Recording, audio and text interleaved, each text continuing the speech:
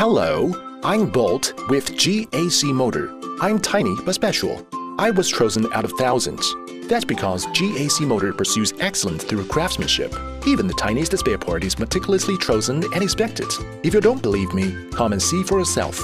Welcome to GAC Motor production line. When selecting materials, we carefully check every single bolt to ensure quality in every part of the manufacturing process. This is the stamping phase.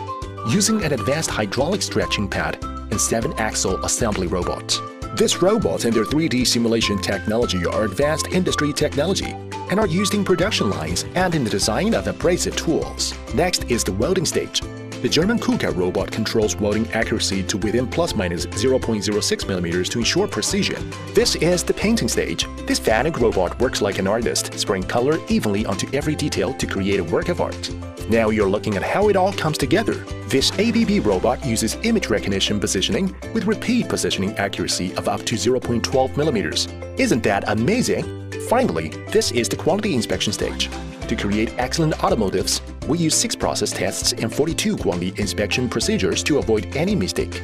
This is the final result of the crafting process. A GAC motor car is born. Every new model has to pass the harsh 3 extremes test after it's been made. Showtime!